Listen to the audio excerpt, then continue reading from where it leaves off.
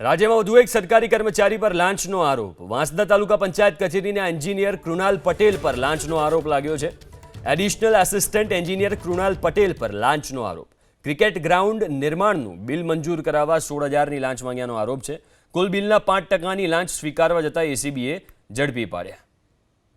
વધુ વિગતો સાથે સંવાદદાતા સિદ્ધેશ જોશી ફોનલાઈન ઉપર જોડાયા છે। સિદ્ધેશ, આખો કેસ શું હતો અને કેટલી 16,000ની લાંચ માંગી હતી, કેટલી લાંચ આપવામાં આવી, ક્યારે ધરપકડ થઈ?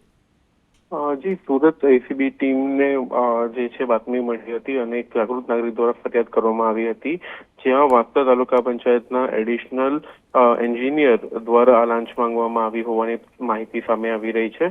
ક્રિકેટ ગ્રાઉન્ડનું જે નિર્માણ થવાનું હતું 4.61 કરોડ રૂપિયાના ખર્ચે, જેના 5% જે એન્જિનિયરે માંગ્યા હતા, ત્યારે જાગૃત નાગરિકે એસીબીમાં ફરિયાદ કરતા ₹16,000ની લાંચ લેતા રંગે હાથ ઝડપી લીધો છે। સમગ્ર મામલાને લઈને હાલ એસીબી અત્યારે જે છે એ તપાસ આરંભી છે। અગાઉ કેટલા રૂપિયા લેવામાં આવ્યા હતા કે નહીં એ દિશામાં પણ અત્યારે તપાસ હાથ ધરવામાં આવી છે। જોકે એસીબીએ રેડ દરમિયાન જે લાંચની રકમ હતી એ રિકવર કરી છે અને વધુ તપાસ હાથ ધરી છે। જી, આભાર સિદ્ધેશ વિગતો આપવા માટે।